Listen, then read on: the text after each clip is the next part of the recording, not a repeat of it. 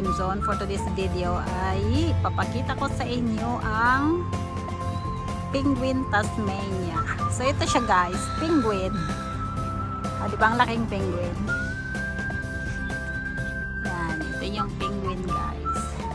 Pero hindi pa ako nakakita ng real penguin dito. I don't know why tinatawag nila itong penguin. Wala namang penguin. Pero parang ano yata ito, before, yung hindi pa siguro na-discover ang place na to ay ano siya, marami sigurong penguin dito, kaya nila ito tinawag na penguin. So itong ano, yan itong playground ay bago lang yan, just recently nagtinayo yan siya para sa mga bata. Ang gandang lugar, doon yung bahay namin. Doon kami nakatira. So maganda siya, tahimik, wala masyadong ano dito, yung masyadong tao. Tsaka maganda yung panahon ngayon. Parang sa Pilipinas lang, ang daming tawag lusay-lusay. Pag malakas kasi yung araw, yung alon ng isang araw, kasama yung panahon. So ito siya guys, pero wala masyadong naliligo dito kasi ang sobrang lamig ng tubig. Kahit yung panahon dito ay malamig talaga siya. Kahit ang panahon dito malamig siya. So ang dami ano nga tawag dito sa ibon na to, kalimutan ko na. Hindi to kalapati, tawag sila dyan. Pero nakalimutan ko na siya. So yan siya. Maya dadaan niya ng asawa ko. Tumaan siya nakakotse. Tamad siyang maglakad.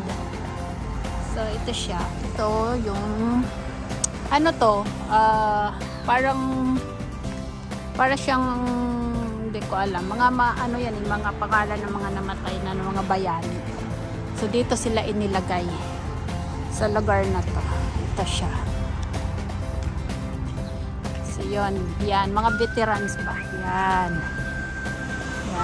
Mga veterans yan, museum yan, tsaka library. Ito yung library tsaka museum. So dyan yun nilagay yung mga veterano noong unang panahon, ng mga natigok na. So doon yung parang monument, monument nila nilagay. So ganito siya guys, tahimik ang lugar na to, yung kung saan nakatira yung asawa ko, yung parents niya, dito kami nakatira. So yan ay ang post office, yan ang post office. May yan siya, yung dating may-ari niyan is Filipina yung may-ari niyan. Ito yung train station, train rails pala. Itong train, hindi naman siya train na saling train talaga ng pang cargo lang siya, hindi siya pang passenger. So dito yan siya, badaan sa beach. So yan siya. Tsaka ang kagandahan dito sa Tasmania, kahit saan ka pumunta na lugar or any park, meron talaga siyang public toilet. Kaya walang kalat, walang mga dumi-dumi ng aso, mga ganon. Dito ako nag-celebrate ng birthday sa restaurant na to, yung Season by the Sea. Yan, penguin.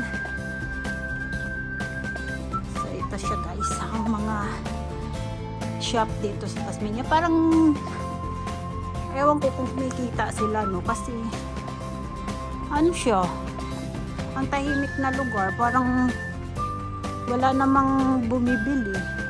Hindi ko lang alam ang mga shop dito kung kumikita ba sila or may kinikita ba sila. Ganun. Tsaka ito guys, papakita ko. Ito ang ukay.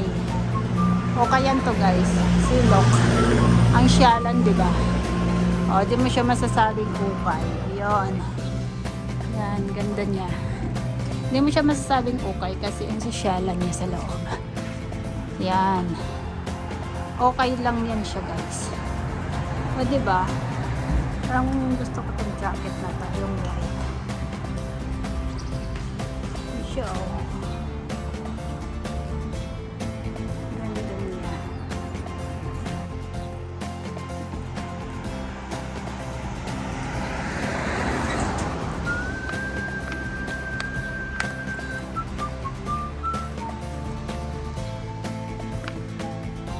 Ganda niya. Kahit nasa tabing ano siya. Kahit nasa tabing dagat. Ang daming bulaklak dito dati. Kasi minsan depende if dito yung train, guys, dumadaan. Ano siya? Hindi naman siya malaking train. Ano lang siya, maliit na train pero ang haba niya. Tapos puro lang siya ano, cargo. Pang cargo lang, hindi siya pang passenger. So, ito yung beach ng Penguin. Wala masyadong tao. Yan siya. Ang gaganda ng mga bulaklak dito ba? Pero it's depend yata sa climate or sa buwan. Ganon. So, ito siya, guys. Diba ang ganda niya? Kaso walang naliligo. Ito pala yung Dog Beach. Maraming ano dito, aso pag morning. Dito nila pinapakawalan yung mga aso, maglalaro yung mga aso. Dito pala yun, guys, yung Dog Beach. Yung pag nagla-live ako, yung maingay. Kasi pag morning, dinadala nila dito yung aso. Tapos yan. Kasi dito sa Australia, hindi lahat ng beach ay pwede pakawalan yung aso. Pwede silang pakawalan or ano, selected beach lang talaga yung pwede mong pakawalan yung aso. So yun siya. Hindi lahat ng lugar ay pwede. Kaya dito tinatawag itong Dog Beach kasi dito lang siya pwedeng pakawalan. Meron naman sa ibang area, hindi dito sa Penguin. Doon sa Burnie, meron din. Meron din doon na Dog Beach. Meron din siya doon. Ang cute, oh. Parang tao-tao. Ang gaganda ng mga ano dito, bahay. Pero ano lang siya. Hindi siya matataas. Pero ano siya? Maganda. Maganda ang mga bahay dito. Pero hindi lahat ng design ay gusto kong ano. Hindi lahat ng design gusto ko siyang gusto ko siya. Iba parang ang pangit yung old design ng mga bahay. Kagaya sa bahay ng biyanan ko. Ang ganda ng view niya kasi ano talaga siya. Pero yung design ng bahay nila is very old. Very old siya. Breathtaking view. Ganarn. Breathtaking view yung view ng bahay ng biyanan ko. Kaso lang, ang design ng bahay nila is hindi gaanong modern. Yan, modern. Diba? Ang ganda dito, guys. Ganda siya, diba? Hindi pa ako nakapunta dito. Ngayon pa lang ako naglakad mag-isa. Asawa ko kasi tamad maglakad. Kaya naglakad ako kasi maganda yung panahon ngayon. Hindi gaanong sobrang lamig. Kagaya in few days na grabe. Ano siya? 4 degree. 4 degree siya ang lamig.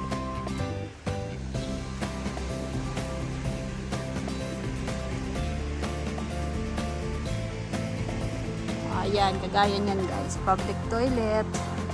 Yan siya, public toilet yan. So, ganun dito. Kaya wala masyadong mga dumi-dumi kasi ano, wala masyadong dumi-dumi kasi may mga public toilet nga siya. So yun.